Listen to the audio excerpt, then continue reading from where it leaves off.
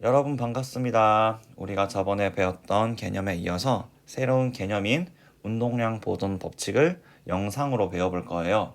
난해하고 어려울 수 있어요. 이해가 잘 되지 않는다면 스킵하지 말고 정지 버튼 눌러서 천천히 생각하면서 이해하도록 할게요. 학습지는 공지사항에 올려두었으니까 출력하거나 혹은 PDF로 다운받아서 같이 쓰면서 공부하면 좋겠습니다. 그러면 우리 저번 시간에 배운 내용부터 정리하고 수업 들어가도록 하겠습니다. 저번 시간에 힘을 세게 줄수록 그리고 힘을 주는 시간을 많이 할수록 뭐가 컸다? 충격량이 컸고 운동량의 변화량이 컸다라고 정리를 했습니다. 힘을 세게 줄수록과 힘을 주는 시간을 많이 할수록을 한 문장으로 표현을 할 수가 있었어요. 자, 여기 보시면 1초로 힘을 준 시간은 일정하나 힘을 세게 주면은 뭐가 올라간다? 그렇죠. 면적이 넓어지고 있죠. 그리고 반대로 힘은 1뉴턴으로 일정하게 주고 있으나 힘을 주는 시간을 늘린다면 이 역시도 뭐가 증가한다? 넓이가 증가하게 되죠.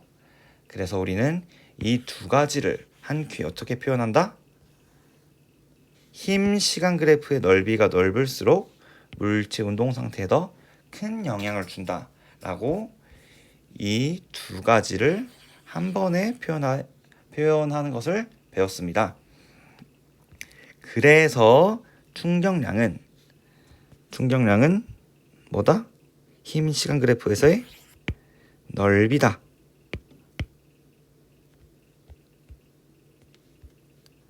힘 시간 그래프에서의 넓이고, 다시 충격량은 우리 어떻게 나타낼 수 있었죠? 그렇죠. 운동량의 변화량. 그리고 운동량의 변화량은 우리가 어떻게 구했다? 나중에서 처음 운동량을 뺀 것이다. 이렇게 정리가 되겠다. 그쵸?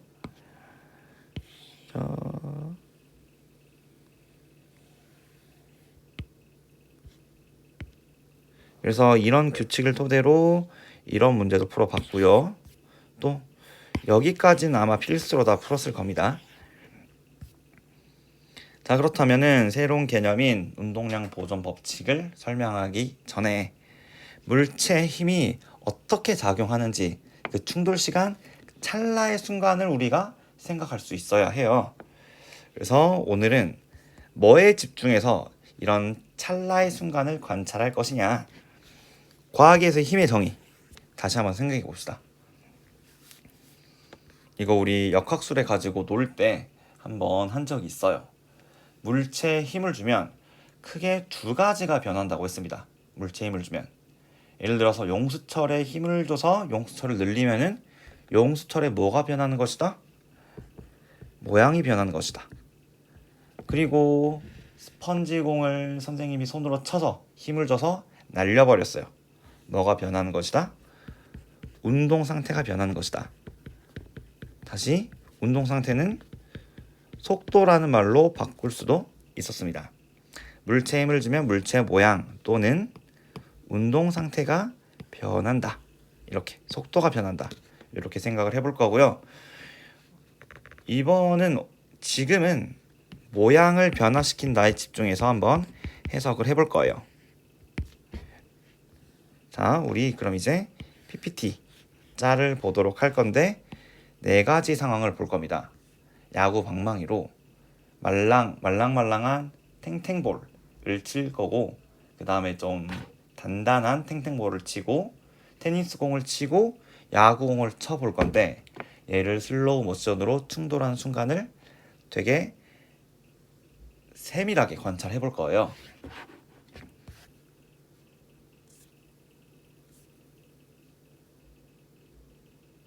음,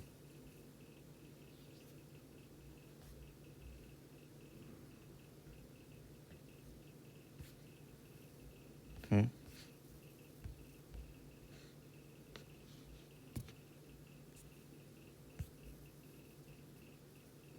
됐네요. 자, 탱탱볼을 칠 때 물체가 많이 찌그러들죠?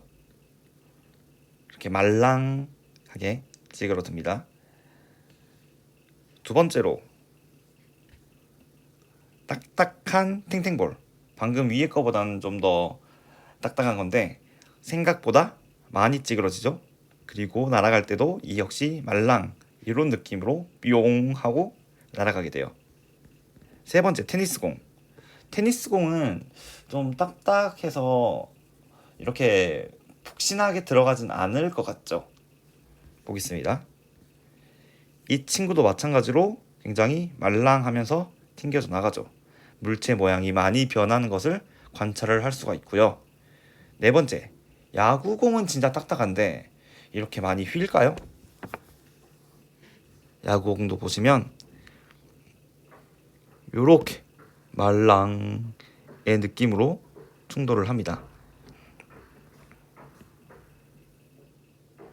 우리는 이런 찰나의 순간에 힘 시간 그래프를 그릴 수가 있어야 하는데요.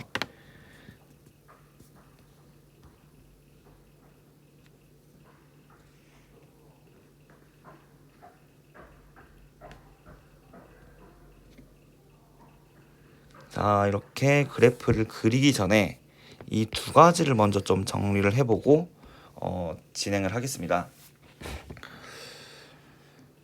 한번 동영상 멈추고 1, 2번 스스로 풀어보세요. 30초 만에 풀 수 있을 거예요. 그냥 설문조사라 생각하시고. 자, 첫 번째, 공에 가장 많은 힘이 작용했을 때 공의 모양은 어떨까요? 선생님이 돌아다니면서 각 반을 돌아다니면서 얘기를 들어보니까 거의 다 많이 찌그러졌을 것이다 라고 당연하게 답하더라고요. 여러분들도 아마 3번으로 답을 했을 것 같은데 2번 같은 경우에는 좀 의견이 갈렸어요.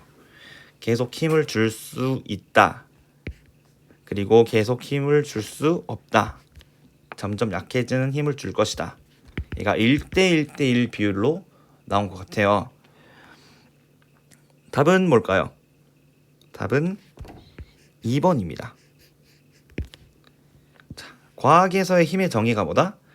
물체 모양이나 운동 상태를 변하게 하는 원인이에요. 우리 전에 그 티모 맞추는 문제 기억하실까요? 자, 이렇게 미사일을 그냥 톡 놓는 과정에서 미사일의 수평 방향 속력은 어떻다? 예를 들어서 여기가 100m/s라면은 비행기의 속도가 100m/s라면은 미사일도 이제 똑같이 100m/s로 가고 있을 것이고, 미사일을 놓는다 하더라도 미사일의 수평 방향 속력은 계속 100m/s로 유지가 되었던 거 혹시 기억나십니까?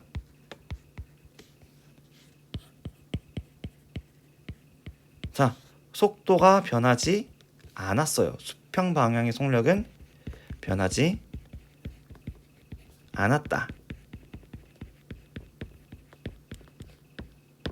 자, 힘은 물체의 뭐를 변화시키는 모양 또는 속도를 변화시키는 원인이라고 했습니다. 어디서? 과학에서의 힘의 정의에서. 그렇다면은 속도가 변하지 않았으니까 힘은 수평 방향으로 작용을 했다 안 했다? 안 했다. 작용하지 않았다. 즉 물체가 접촉이 끝난 이후에는 힘을 줄 수 있다 없다? 없다가 되겠습니다.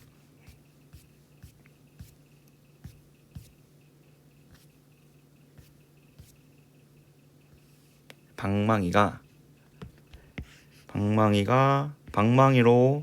공을 쳐서 뿅 하고 날아갔어요. 자, 여기가 10m/s라고 생각을 해봅시다. 이 이후에는 그렇죠, 똑같이 10m/s겠죠. 중력 없다고 가정하고요. 그러면은 이 과정에서 힘을 받는다 안 받는다? 받지 않는다. 그리고 공에 힘을 많이 작용하면은 많이 찌그러진다. 첫 번째, 두 번째를 바탕으로 우리는 3번을 풀어낼 수 있어야 돼요.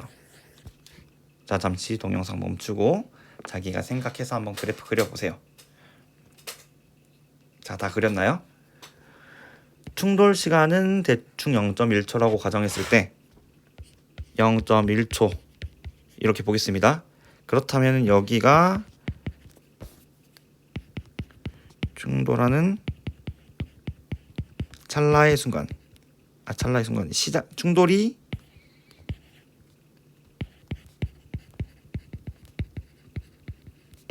순간, 그리고 여기는 충돌이 끝나는 순간.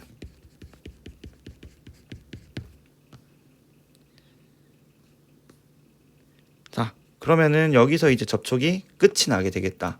그러면 그래프는 0.1초 이후로는 물체는 힘을 줄 수 있다, 없다? 없다가 되겠습니다. 그래서 이쪽으로 쭉 그어주시고요.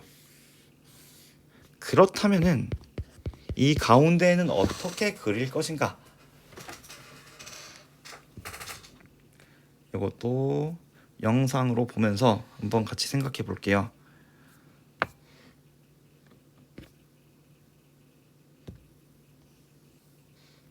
자,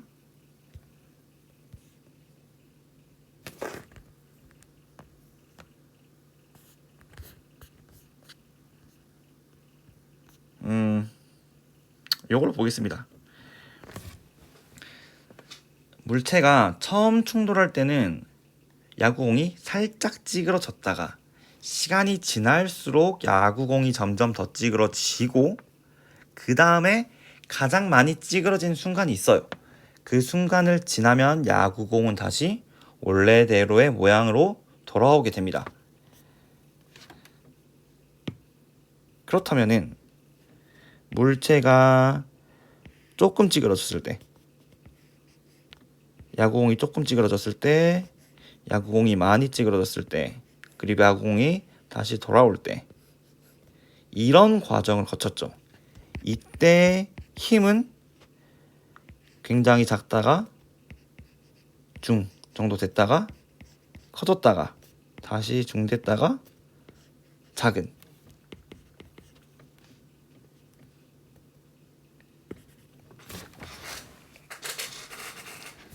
즉 처음에는 힘이 거의 작용하지 않다가 시간이 지날수록 커지게 돼요.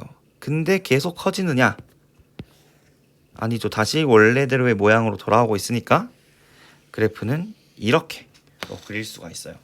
대부분의 충돌 상황에서 힘 시간 그래프는 이런 둥근 곡선이 나오게 돼요.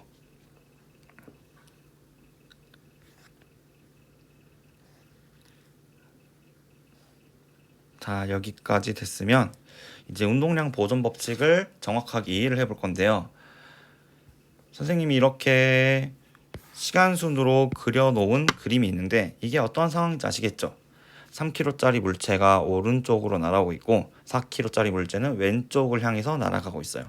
두 개가 꽝 충돌을 했고 슬로우 모션으로 분석을 해본 겁니다. 그리고 다시 반대 방향으로 날아가고 있어요. 4kg 물체가 받는 힘 시간 그래프가 대충 요렇게 나온다라고 가정을 했고요. 선생님이 임의로 넓이를 24로 줬습니다. 자, 그럴 때 이 3kg짜리 물체가 받는 힘 시간 그래프를 한번 그려보세요. 영상 멈추고. 자, 다 그려봤을까요?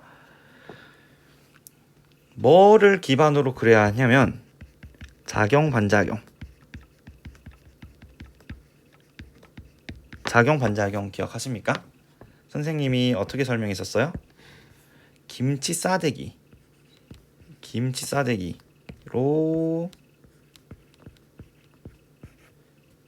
자, 약간 요런 느낌으로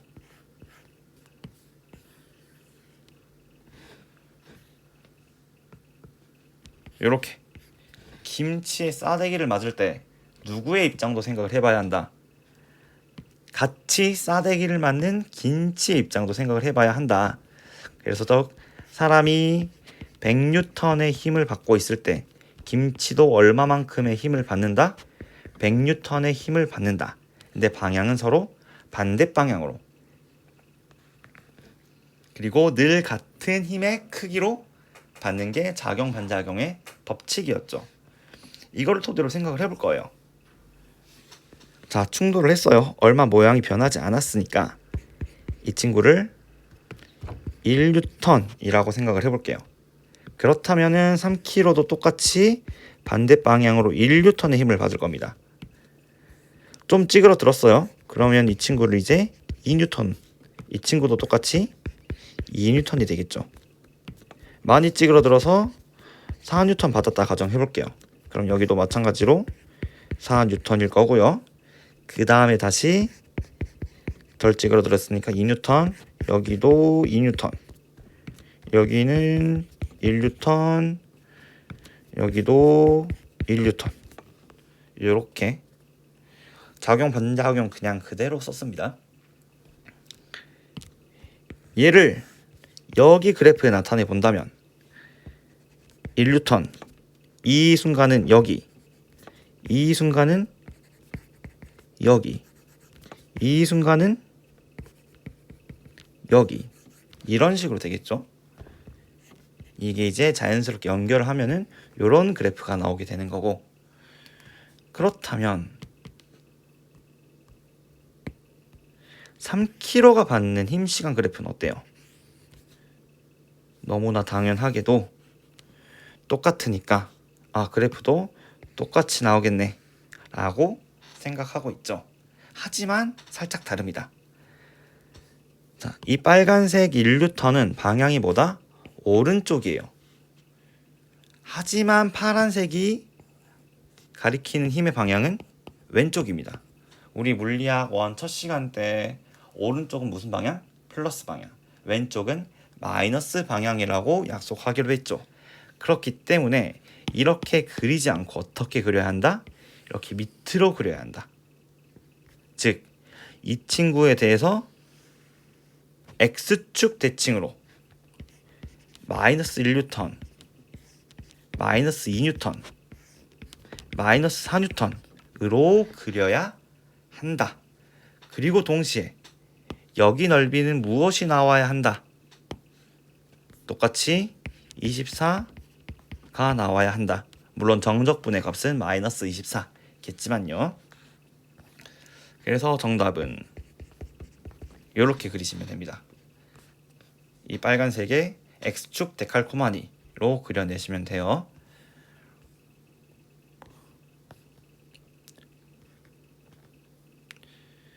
자, 그러면 우리는 이제 여기 5가지 질문에 답해 보면서 운동량 보존 법칙이 무엇인지를 생각해 볼 거예요.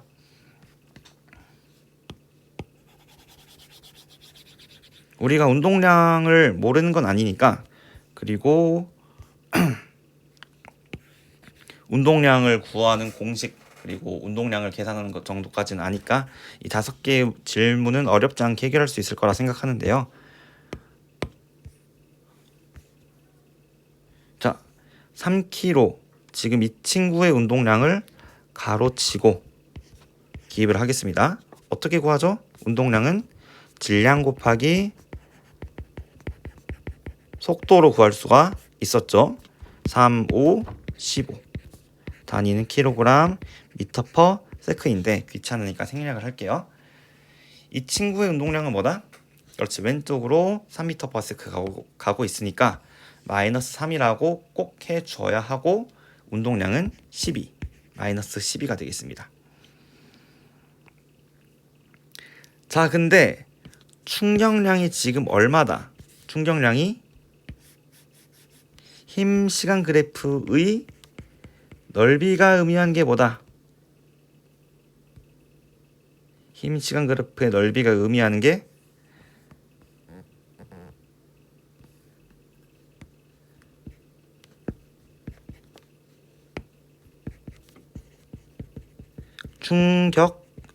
충격량이었고요. 다시 이 친구는 운동량의 변화량으로, 나중에서 처음을 뺀 운동량으로도 구할 수가 있다라고 배웠습니다. 그러면은 충격량은 지금 얼마? 넓이가 24이기 때문에 24만큼 꽝 한 거고, 이거만큼 뭐가 변했다? 운동량이 변했다는 겁니다.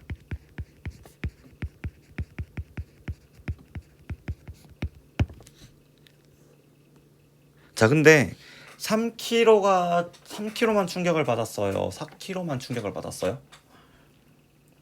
둘 다 받았습니다. 둘 다 운동 상태가 변했기 때문에 둘 다 충돌을 했고, 그리고 충격량을 받았다라고 생각을 할 수가 있습니다. 자, 3kg 물체부터 볼게요. 3kg 물체. 오른쪽으로 15만큼의 운동량을 가지고 있었어요. 이 친구는 충격을 왼쪽으로 받았을까요? 오른쪽으로 받았을까요? 3kg가 맞은 곳은 왼쪽이에요, 오른쪽이에요? 그렇죠. 오른쪽을 맞았습니다. 오른쪽 뺨을 맞았어요.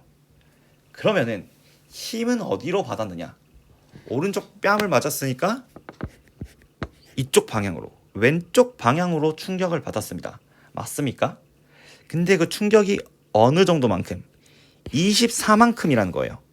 즉, 이 3kg의 물체는 오른쪽으로 15kg/m의 운동량을 가지고 있었는데 어느 정도의 충격을 어느 방향으로 받았다? 24만큼을 왼쪽으로 받은 겁니다. 그렇다면 24는 15를 꺾고 얼마만큼이 더 남죠? 9만큼이 더 남죠. kg/m/s. 그래서 이만큼이 나중 운동량이 되는 거예요. 15, 오른쪽으로 15를 24가 꺾어주고 왼쪽으로 9 남기는 겁니다. 그래서 지금 이 친구의 운동량은 뭐다?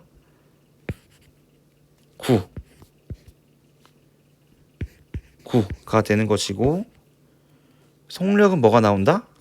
왼쪽으로 -3m/s. 왜? 질량 곱하기 속도가 9가 아니라 -9죠. -9. 질량 곱하기 속도가 운동량이기 때문에 속도가 -3이면은 -9가 운동량이 -9가 나오겠죠. 이런 식으로. 그렇다면 4kg도 한번 보겠습니다. 4kg의 처음 운동량은 -12였죠. 근데 왼쪽으로 12만큼 오고 있다가 오른쪽으로 얼마만큼의 충격을 받는다? 24만큼의 충격량을 받습니다.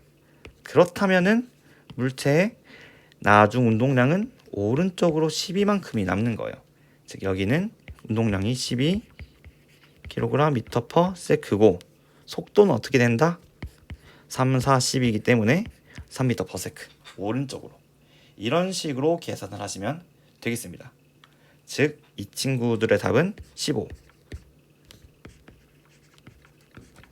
그리고 4kg는 12. 이렇게 되겠죠. 자, 많이 어렵진 않아요. 저번 주에 배웠던 거에서 저번 주는 이제 물체 한 개만 다뤘는데 지금은 물체 두 개를 동시에 다루고 있는 거예요. 많이 어렵진 않을 거라 생각합니다. 자, 그러면 세 번째 질문에 답을 해볼게요. 3kg와 4kg의 물체의 충돌 전 운동량의 합은? 더하면 되죠. 뭐랑 뭘 더해? 15와 -12를 더해서 뭐가 나온다? 3이 나왔네요. 좋습니다. 충돌 후 또 더해봅시다. -9와 12를 더하면은 얘도 3이 나오고 있어요. 우연일까요? 우연이 아닙니다.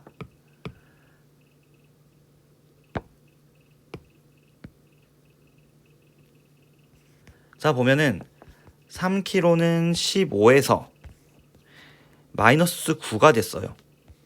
얼마만큼을 뺏겼다? 24만큼을 뺏긴 겁니다. -24. 자, 반대로 4kg는 -12였는데 12가 됐어요. 얼마만큼이 들어왔다? 24만큼이 들어왔어요.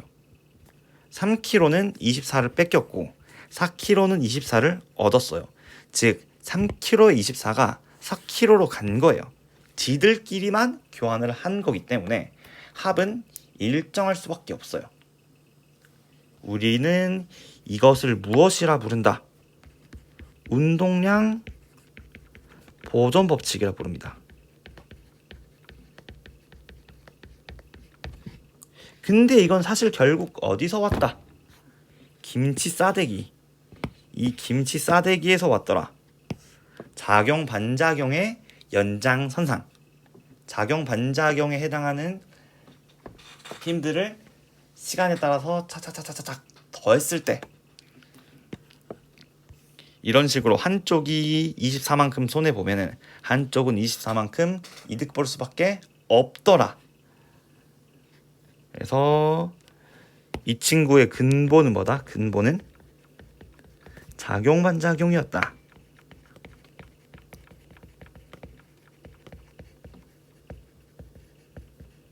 이렇게 생각할 수 있겠습니다. 그래서 충돌 전 운동량의 합과 충돌 후 운동량의 합은 어떠한 관계? 보존되는 관계다. 이렇게 적어주면 될 것 같아요.